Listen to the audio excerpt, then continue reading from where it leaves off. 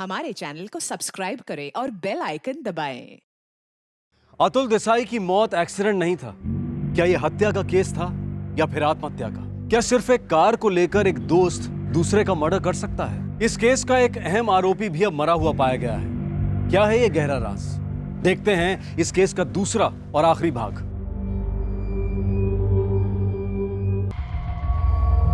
एक और murder case inspector. ये छर्रे मुझे स्कल कैविटी के अंदर से मिले, बिल्कुल अतुल के मर्डर की तरह। कान के ऊपर पॉइंट ब्लैंक रेंज से फायर हुआ है। अतुल देसाई के मर्डर केस का एकमात्र गवाह रंजीत पटेल भी मौत के घाट उतर गया था, या शायद उतारा गया था, और उसकी मौत भी लगभग उसी तरह से हुई थी जैसे कि अतुल देसाई की। यह केस जो एक मर्डर से शुरू हुआ था अब डबल मर्डर केस बन गया था। आखिरकार ये मर्डर्स हो क्यों रहे थे?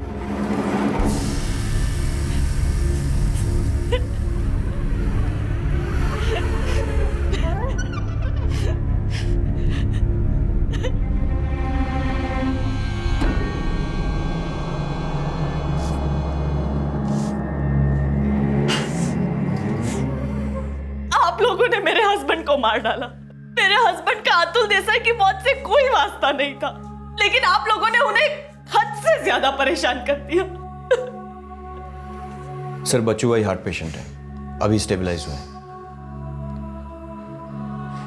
रुचि, ये कह पाना मुश्किल है कि आपके पति रंजीत अतुल देसाई की मौत के लिए जिम्मेदार थे या नहीं, पर इतना तय है कि आपके पति रंजीत की मौत का अतुल देसाई की मौत से कोई ना कोई वास्ता जरूर है।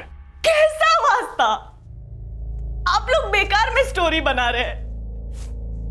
मेरे पति ने अतुल देसाई से सारे रिश्ते नाते खत्म कर दिए थे 1 साल पहले। अतुल देसाई कैसे मरा, उसको किसने मारा, मुझे नहीं पता, लेकिन मेरे पति को आप लोगों ने मारा है। उन्हें बिना वजह हैरान किया, टॉर्चर किया, उनकी जान ले ली।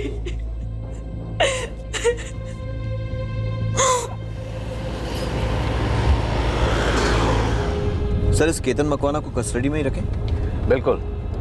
यह रंजीत पटेल अतुल देसाई की मौत के बारे में जरूर कुछ जानता था, और यह बात केतन मकवाना को भी जरूर पता होगी। उसे अंदर ही रखो, जरूर कुछ उगलेगा।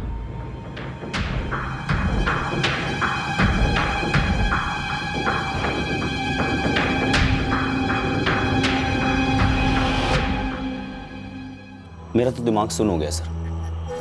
ऐसा लग रहा है जैसे जो कुछ भी हो रहा है सब झूठ है। क्योंकि झूठ बोला जा रहा है। सच ना बोलना भी तो झूठ ही है। मैं समझा नहीं सर। आपके भाई अतुल देसाई और रंजीत पटेल के बीच कार को लेके तो कभी कोई झगड़ा हुआ ही नहीं। कार तो महज एक बहाना थी। उन दोनों के बीच झगड़े की असली वजह तो कुछ और ही थी। सर, अगर कोई और वजह थी भी तो कसम से मुझे नहीं मालूम। मुझे अतुल भाई ने कहा था कार को लेकर झगड़ा हुआ है, मैंने वही सुना, वही समझा और वही आपको बताया। सर, अतुल भाई जो बोलते थे वो मानता था।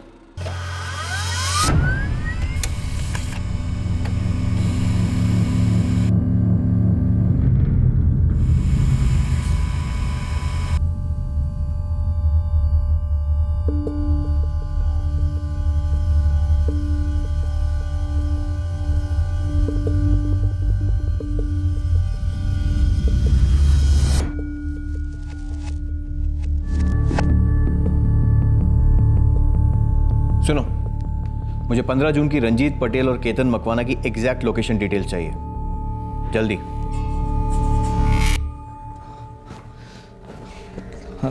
साहब, मुझे घर जाना है साहब। मेरा दोस्त रंजीत मर गया है। देखो, आप कब घर जा सकते हो कब नहीं, ये तो हमारे बड़े साहब तय करेंगे। फिलहाल बैठिए। एक बात बोलूं? क्या? घर जाने का एक ही रास्ता है, सच बोल दो।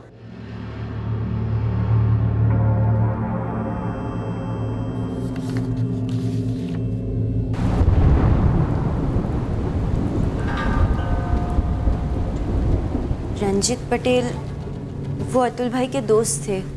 वो कार को लेकर उन दोनों के बीच में कुछ बात हुई और उसके बाद उन दोनों की दोस्ती टूट गई। नताशा जी, आपसे कभी जिक्र किया उन्होंने? जी, किस बात का? यही कि उनकी रंजीत पटेल के साथ कार को लेकर नहीं बल्कि किसी और ही बात को लेकर टेंशन थी। जी नहीं, मुझसे तो कभी ऐसी कोई बात नहीं की। सुनो, एक और नंबर है 4445698667। अभी के अभी इसके मालिक का नाम और पता निकलवाओ।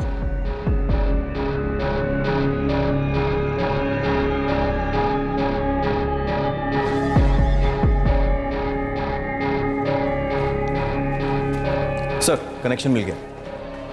क्या? सर, अतुल देसाई के मर्डर के दिन केतन मकवाना की सेल फोन लोकेशन। सर, हम लोग पहले से शक कर रहे थे कि अतुल देसाई का रूटीन किसी को पता था, कोई उस पर नजर रखे हुए था। राइट। सर, 15 जून को केतन मकवाना के सेल फोन की लोकेशन अतुल देसाई के घर के बाहर थी।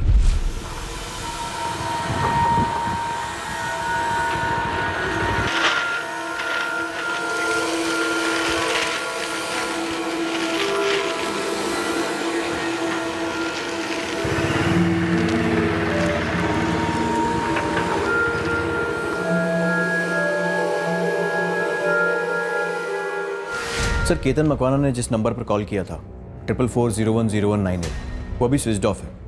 वो उस दिन से स्विच्ड ऑफ है जिस दिन मर्डर हुआ। हो सकता है केतन मकवाना ने किसी को फ़ोन करके ये टिप दी हो कि अतुल देसाई अपने घर से खाने का डिब्बा लेकर निकल चुका है।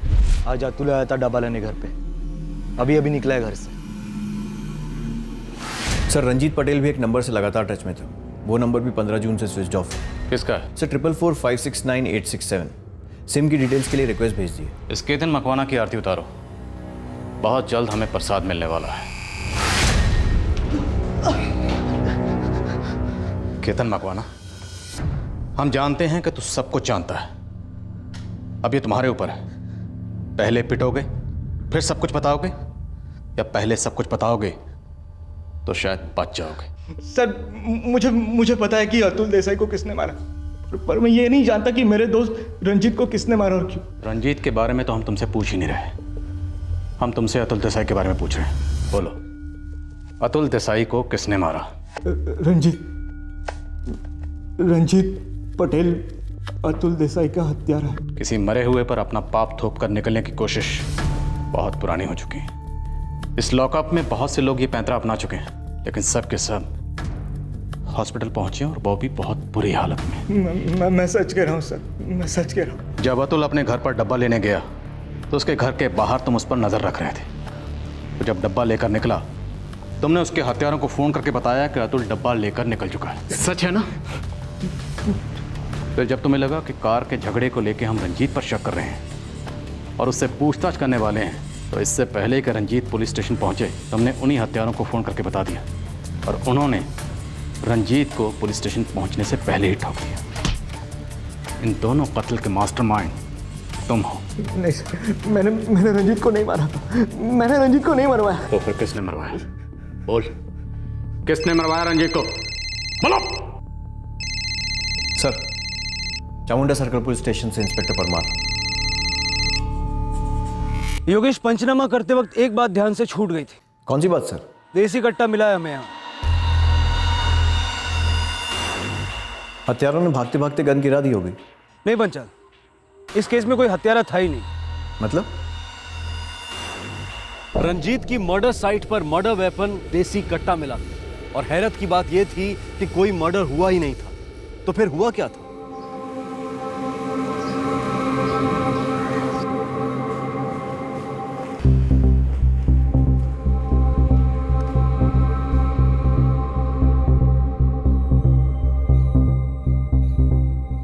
हम रंजीत पटेल के घर की तलाशी ले रहे थे ताकि हमें इस केस में कोई लीड मिल सके। उस वक्त हमें उसका सुसाइड नोट मिला।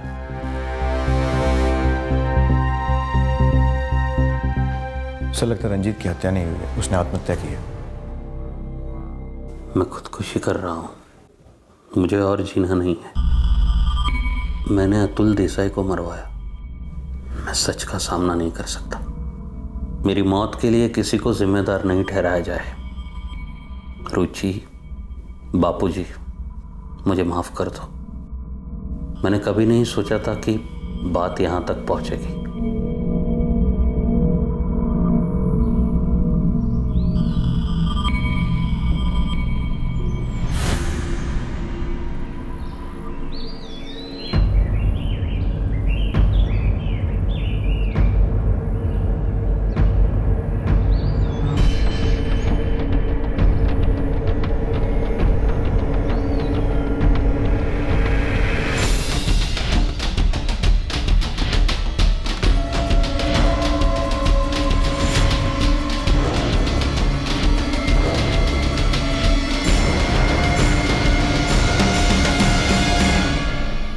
जब हम क्राइम सीन पर लौटे और पूरा इलाका छान मारा, तब ये देसी कट्टा हमें मिला। और हाँ, उस सुसाइड नोट की राइटिंग मैंने उसकी पत्नी रुचि जी से कंफर्म कर ली।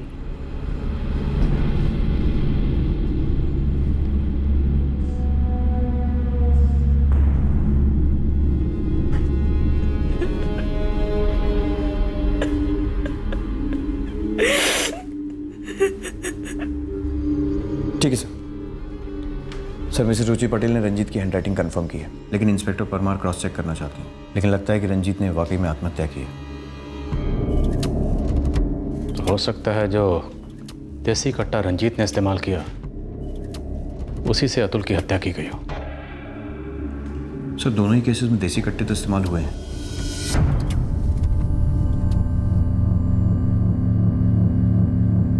मिस्टर केतन मकवाना, अब पर्दा गिरने में ज्यादा वक्त नहीं है, इसलिए कुछ भी अपने अंदर रखने की गलती मत करना, वरना अगर जिंदा रहे तो जिंदगी भर पछताओगे।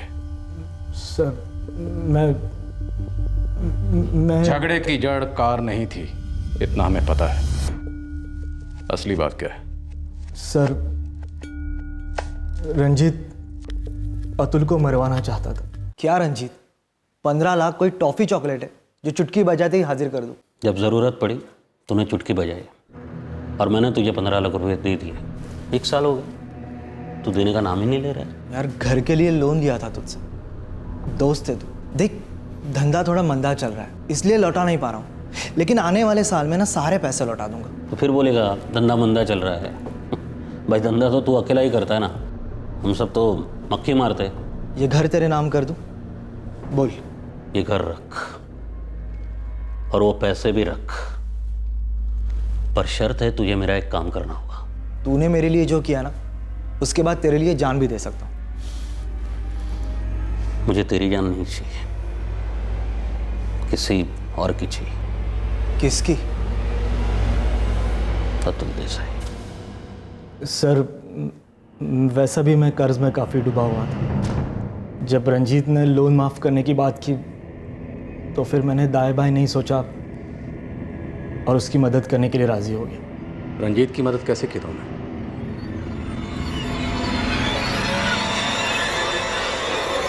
$25 पेटी लगेगा। मिल जाएंगे। ये जो अतुल देसाई है ना, इसका पूरा दिनचर्या चाहिए मुझे। उसके बाद मेरा आदमी खलास कर देगा इसे।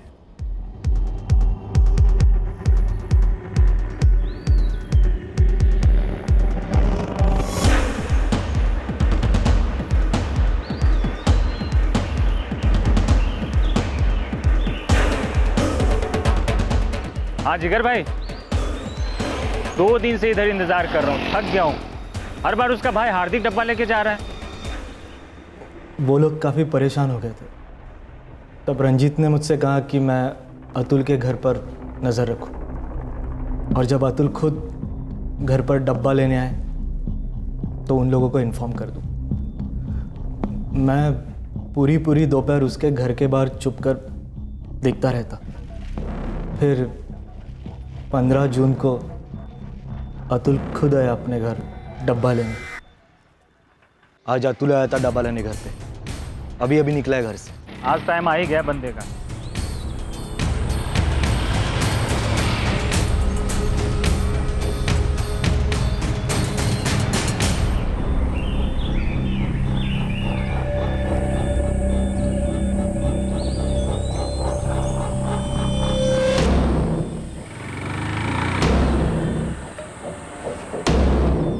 तू दियो, मेटल मार्केट जाना है, कोई ऑटो खाली नहीं है, जरा छोड़ दो ना। बैठिए।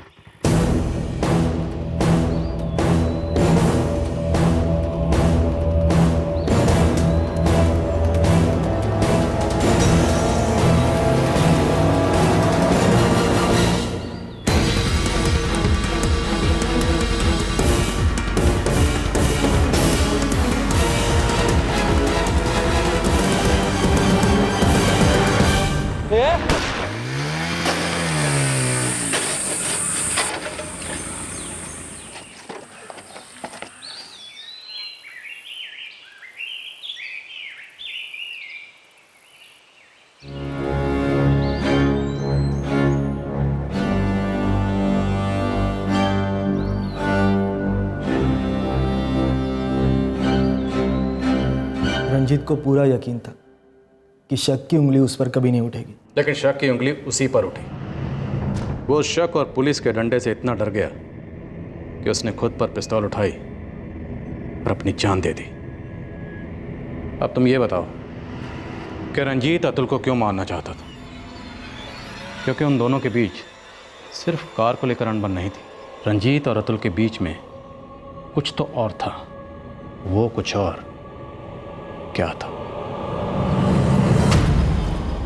अनबन कार को लेकर कभी थी ही नहीं। यह बात सच थी कि अतुल और रंजीत ने कार पार्टनरशिप में खरीदी थी, लेकिन इन दोनों दोस्तों का बिछड़ना और उस पार्टनरशिप के खत्म होने का उस कार से तो कोई ताल्लुक था ही नहीं। तो फिर किस चीज से ताल्लुक था? अतुल और रंजीत के बीच कार को लेकर नहीं तो और किस चीज को लेकर अनबन थी?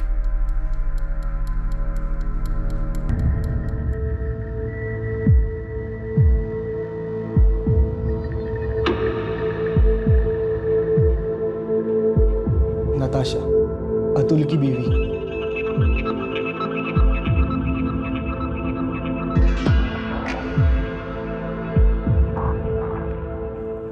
अतुल के साथ दोस्ती के कारण रंजीत अतुल के घर आता जाता रहता।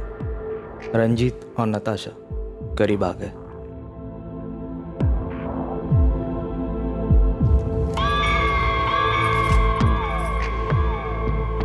घर पे कोई नहीं है, मालूम है मुझे। बड़ी नजर रहती है आपकी हमारे घर पे। तुम नजर नहीं आती तो तुम्हारे इस घर से ही काम चलाना पड़ता है। अगर घर से थोड़ा बाहर निकलोगी, घूमोगी फिरोगी थोड़ा सा, तो मुझे तुम पर ऐसी जासूसी नहीं करनी पड़ेगी।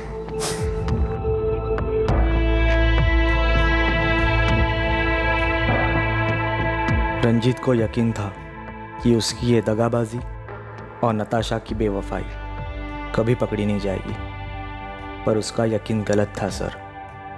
अतुल को सब कुछ समझ आया था, लेकिन अतुल अपनी पत्नी का सामना करना नहीं चाहता था।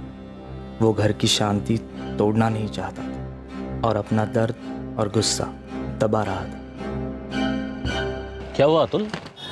जब एक आदमी और औरत चूमते हैं ना, उनकी आंखें बंद होती हैं, उन्हें दुनिया दिखती नहीं है, लेकिन दुनिया को वो दिखते हैं। क्या मतलब बोल रहा है तू? क्या आज से हमारे बीच कोई रिश्ता नहीं होगा। हमारी बात सांभळ अतुल। मारे काही नत सांभळू भाई, હવે તું મારી વાત सांभळ। तुम्हारे और नताशा के बीच में जो भी था वो था, ठीक है? आज के बाद मेरे घर पे तुम कभी कदम नहीं रखोगे, नताशा को एक भी फोन नहीं करोगे। तुम्हारा घर है, तुम्हारी बीवी है, मेरा घर है, मेरी बीवी है नताशा, बच्ची है। मुझे मेरा घर तोड़ना नहीं है।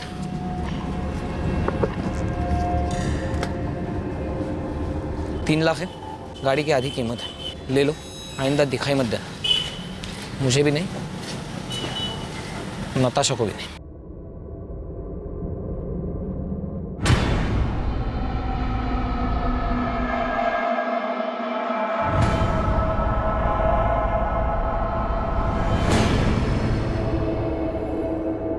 लेकिन रंजीत को नताशा का नशा चढ़ा था सर, जबरदस्त नशा।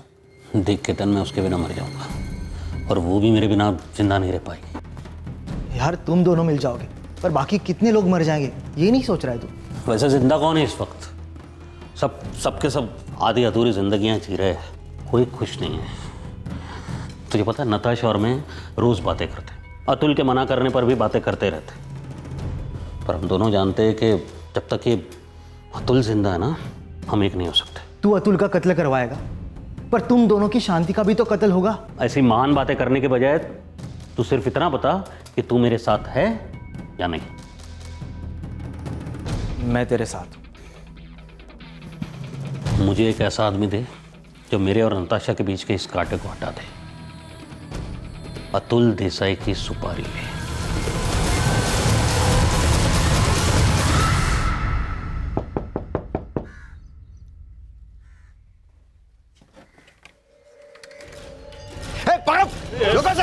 पकड़ो।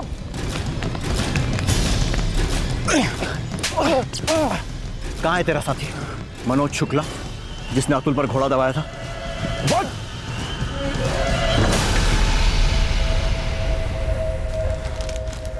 यही है वो कट्टा जिससे अतुल देसाई का कत्ल किया था? हाँ साहब, यही था। फिर ये रंजीत के हाथ में कैसे आया? वो रंजीत पटेल मेरे पास आया था साहब। अब किसको उड़ाना है रंजीत साहब? किसी को नहीं, वो मुझे बस वो बंदूक चाहिए। क्यों? बताना ज़रूरी नहीं है।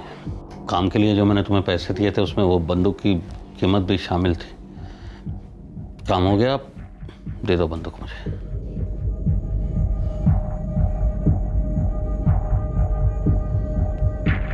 उसने मांगा, मैंने दे दिया।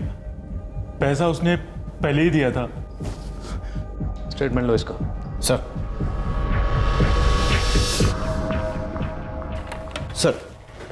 ये नंबर 444569867 जिस पर रंजीत पटेल के फोन से बार बार कॉल हुए हैं, वो भी रंजीत का ही है। दूसरा नंबर। और इस नंबर से रंजीत उस दूसरे नंबर पर बार बार बात कर रहा था। Yes sir. और इस नंबर की लोकेशन अतुल के घर के अंदर ही रही है हमेशा।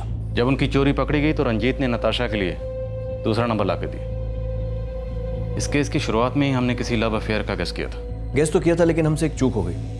हम ये सोच रहे थे कि शायद अतुल का कोई अफेयर होगा, लेकिन हमने ये नहीं सोचा कि उसकी पत्नी नताशा का भी कोई अफेयर हो सकता है। लोगों के बीच लव अफेयर होना उनका निजी मामला है, हम उस पर टिप्पणी नहीं करना चाहते।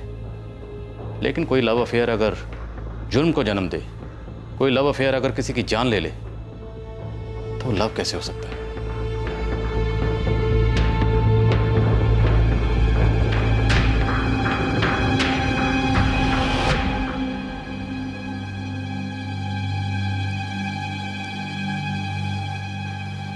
अतुल भाई को खत्म करने की क्या जरूरत थी भाभी?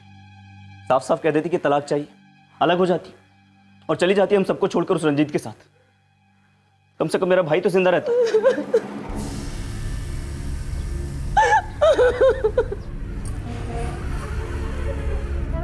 आखिर तुझे ऐसी कौन सी खुशी चाहिए थी नताशा, जो तूने उस रंजीत से अफेयर किया?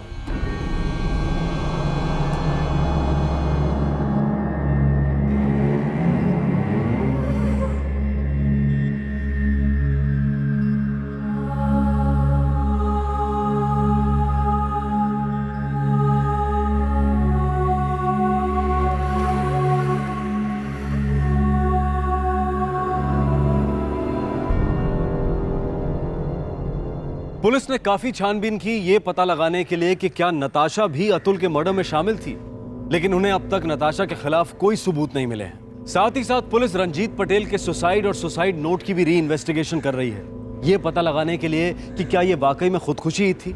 लेकिन उस मामले में भी पुलिस को अब तक कुछ नया नहीं मिला है। साजिश में साथ देने वाला केतन मकवाना, सुपारी उठाने वाला जिगर भगत और शूटर मनोज शुक्ला, इन तीनों को आईपीसी की धारा 302 के तहत मर्डर के लिए, धारा 120 के तहत क्रिमिनल कॉन्स्पिरेसी के लिए गिरफ्तार किया गया है।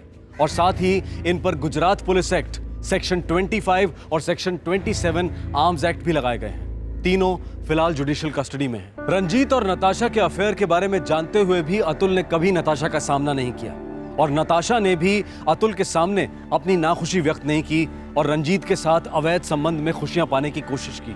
लोग ठंडे दिमाग से अपनी असलियत को पहचानते हुए रिश्तों में हुए बदलाव को कबूलने की बजाय टूटे हुए रिश्तों के धागों से अपने आप को भी फांसी पर चढ़ा देते हैं। अगर रिश्ते सुधरते या बचते नहीं तो सर उठाकर उनसे निकलने में ज्यादा समझदारी है। किसी की जान लेकर अपने आप को भी जीते जी सजा की कालकोठरी में मार डालना किसी भी मसले का हल कभी नहीं हो सकता। दुनिया में कोई भी रिश्ता टिक सकता है, लेकिन जुर्म से जुड़ा हुआ रिश्ता कभी नहीं टिकता। बात जब रिश्तों की हो रही है तो हमारा आज का दूसरा केस ताल्लुक रखता है माँ बाप और बच्चों के बीच के रिश्ते से। प्यार, फर्ज और उम्मीदों के धागों से बंधे ये रिश्ते अक्सर बगावत की अंधेरी गलियों में चोट खाते हैं। एक ऐसी चोट जो पीड़ित और मुजरिम दोनों को दर्द के फंदे से लटका देती है। नहीं बाबा, आपने मेरे को प्रॉमिस किया था कि अगर मैं सेकेंड ईयर क्लियर करूंगा तो आप मेरे को बाइक लेके दोगे। नहीं सूरज, ठीक से याद करो मैंने क्या बोला था। मैंने ये बोला था कि सेकेंड ईयर में अगर तुम फर्स्ट क्लास लेके आओगे तो मैं तुम्हें बाइक लेके दूंगा। बाबा, अब आप अपनी बात से पलटी मार रहे हो। लेकिन देखना, अगर आप मेरे को बाइक नहीं लेके दोगे ना तो मैं थर्ड ईयर में जाऊंगा ही नहीं। आई, तेरे सामने प्रॉमिस किया था ना बाबा ने, आता सांग ना। आहो असं काय करताय? 2% तो कमाया है फर्स्ट क्लास में. चाय लीजिए. घेऊन द्या ना हो बाइक. अगली बार डिस्टिंक्शन लेकर आएगा मेरा बेटा, है ना? ए आता तू त्याची बाजू घेऊ नको. शांत रहो जरा. अगर आप मेरे को बाइक नहीं लेके दोगे ना तो फिर देखना मैं क्या करता हूँ. काय तू धमकी देतोयस मला? कब तक मैं अपने दोस्तों से राइड मांगूंगा? अब मैं और वेट नहीं कर सकता बाबा. एक कहावत है, मूछें जब निकल आती है तब युवक को ना दुनिया दिखती है ना दुनियादारी. जवानी की जिद गर्म लोहे की बनी होती है और उस जिद की मांगों के सामने अक्सर माँ बाप को पिघलने के अलावा और कोई चारा नहीं होता.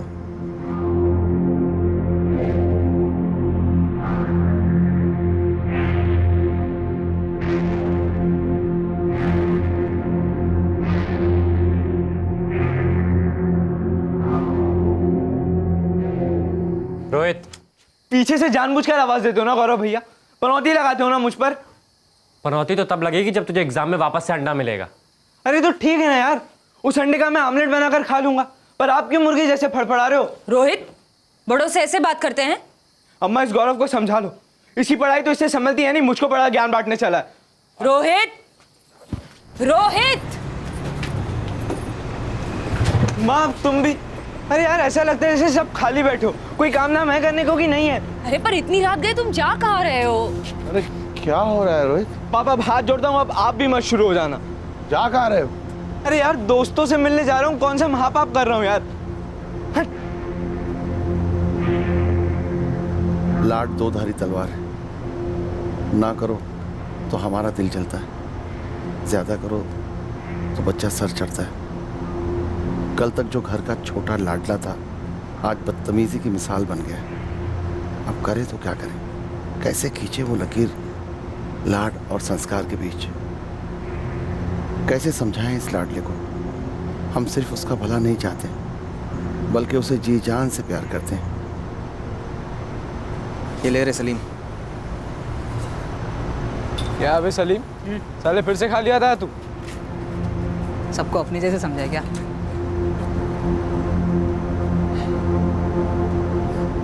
देख पूरा पैकेट लाया. ये वंटा सही. हाँ पुनीत बेंद्रे, उम्र 17 साल. इनके घर का हाल कुछ अलग नहीं था. पुनीत, रात्रीचं कुठं भटकायला चाललाय तू? बस दोस्तों में बैठने जा रहा हूँ थोड़ी देर. देख, बैठना है ना तो मोहित के साथ पढ़ाई करने को बैठ, नहीं तो मेरे साथ सब्जी की लारी में आके बैठ. अरे तेरे बैठने का कुछ तो फायदा होना चाहिए. सुन तो, तेरे दोस्तों की संगत अच्छी नहीं है. जिंदगी भर आवारागर्दी करते फिरेगा तू. हाँ, घर कब संभालेगा? ये वाह, कैसा होगा इसका मेरे को कुछ समझ में नहीं आ रहा है.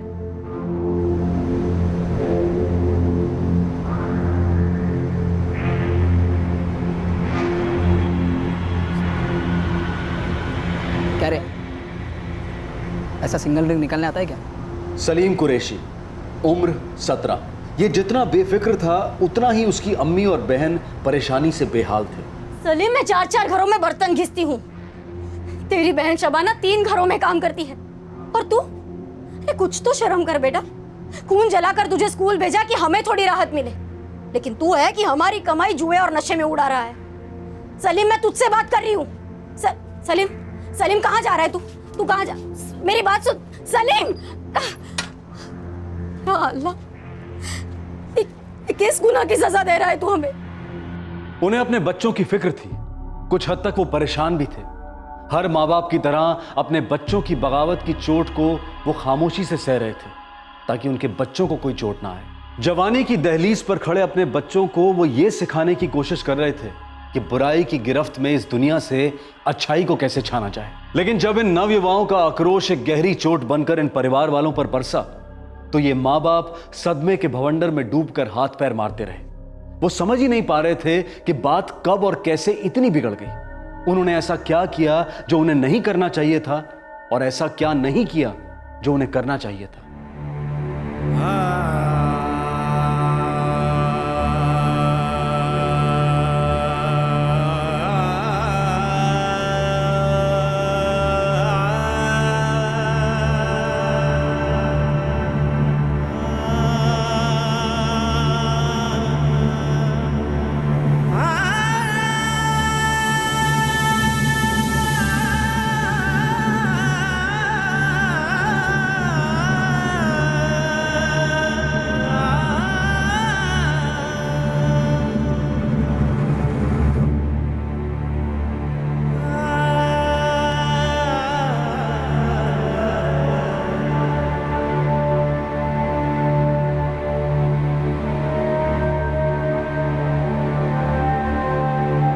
शुरुआत एक जिंदगी के अंत के साथ हुई, एक मौत से।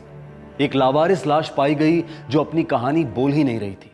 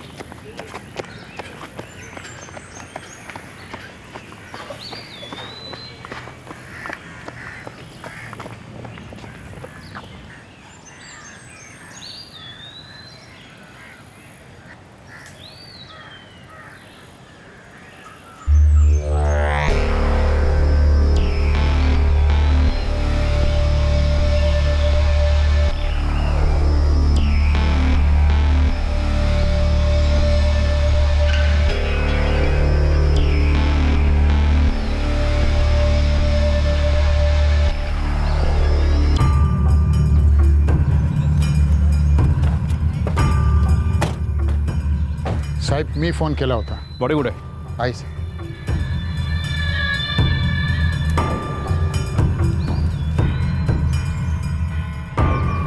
पूरी जगह सर्च करो. आपने देखी थी पहले?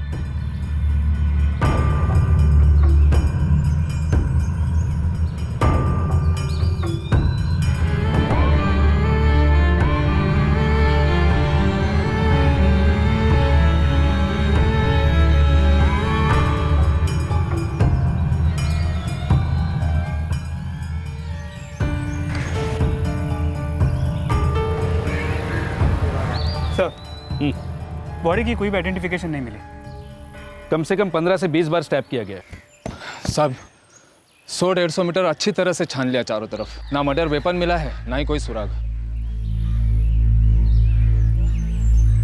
बॉडी फूक गई है काफी बुरी तरह. खून में अल्कोहल के स्ट्रॉन्ग ट्रेसेस भी हैं.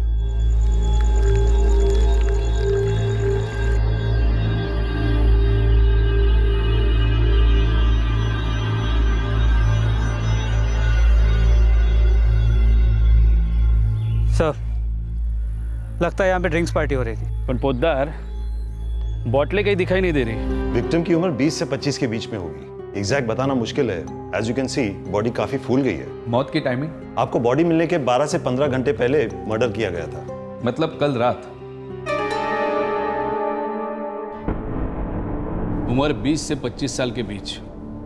हमारे पास बस इतनी इंफॉर्मेशन है. पोद्दार जितनी भी मिसिंग कंप्लेंट है सबको स्कैन करवाओ. एक भी छूटनी नहीं चाहिए.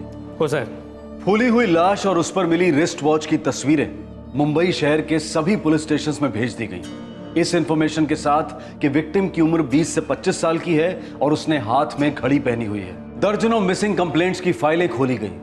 खबरियों को एक्टिवेट किया गया. लेकिन पूरे 3 महीने बाद भी इस युवक की लाश का आइडेंटिफिकेशन नहीं हो पाया.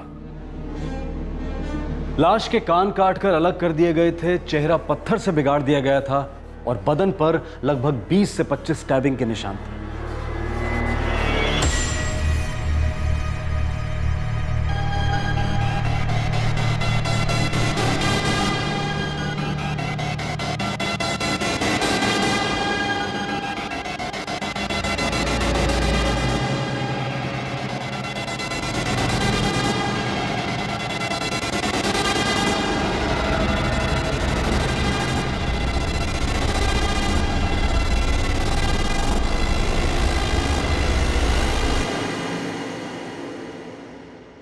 अशोकनगर पुलिस स्टेशन का ब्लाइंड मर्डर केस है सर. 3 महीने से बॉडी अनआइडेंटिफाइड है. चेहरा कुचला गया है. जाहिर है इसकी शिनाख्त नहीं हो पाई होगी. लेकिन सर अजीब बात है, कोई भी मिसिंग कंप्लेंट मैच नहीं हुई. ऐसा लगता है इसकी मिसिंग कंप्लेंट किसी ने फाइल ही नहीं की है. पटवर्धन, कांस्टेबल पटवर्धन को इस केस पर लगा दो. अनआइडेंटिफाइड लावारिस लाशों का एक्सपर्ट है वो.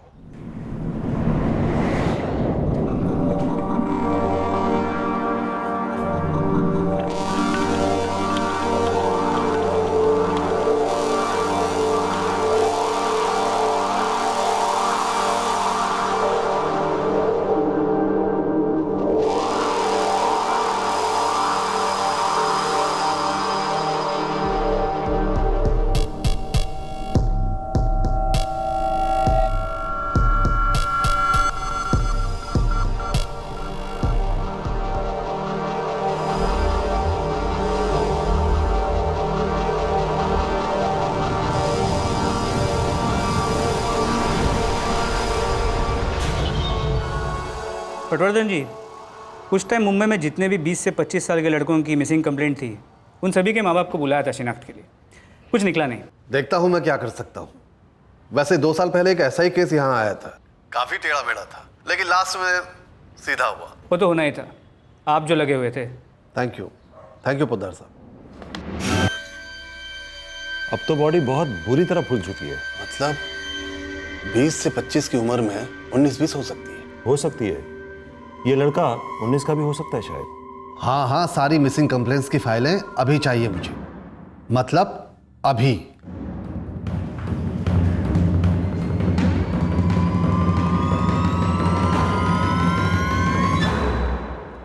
साहब जी आइए ना।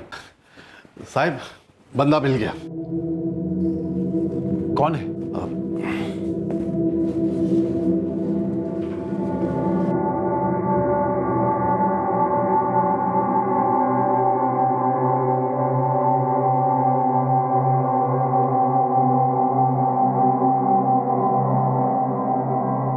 रोहित ठाकुर, 16 साल।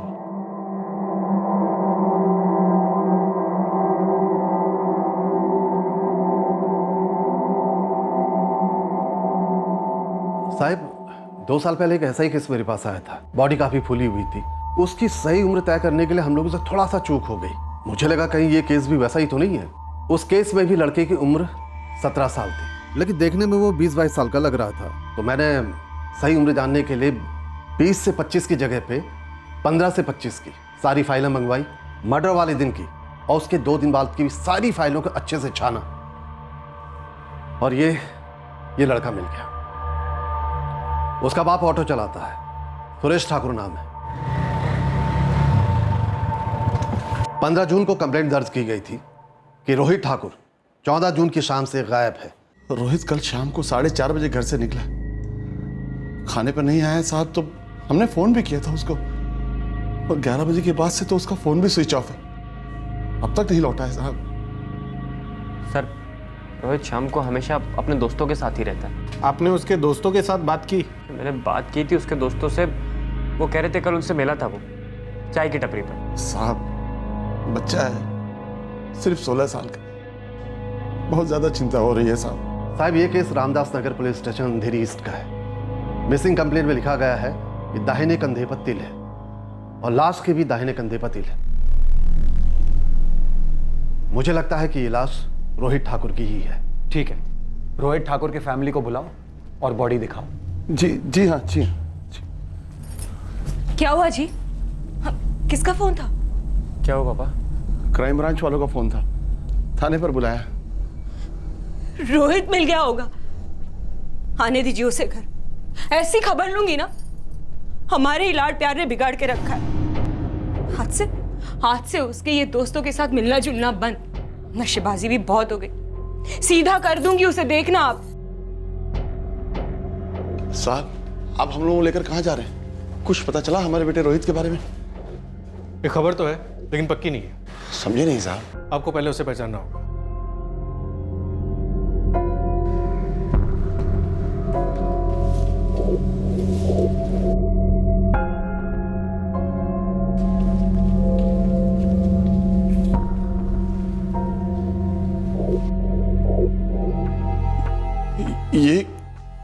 ये क्या है साहब? 15 जून को हमें लाश मिली थी, जिस दिन आपने रोहित की मिसिंग कंप्लेंट करवाई थी। मिसिंग कंप्लेंट में और पोस्टमार्टम रिपोर्ट में काफी बातें मैच करती हैं।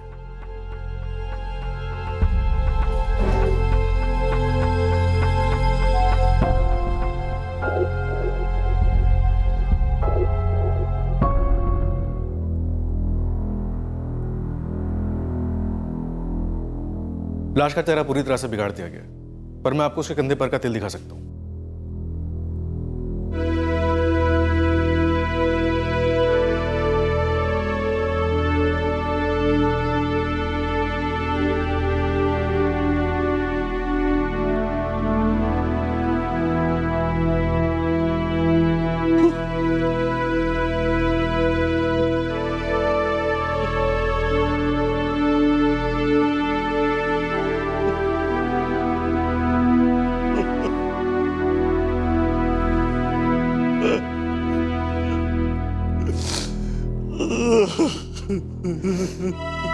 गौरव, क्या लाश तुम्हारे भाई रोहित की है?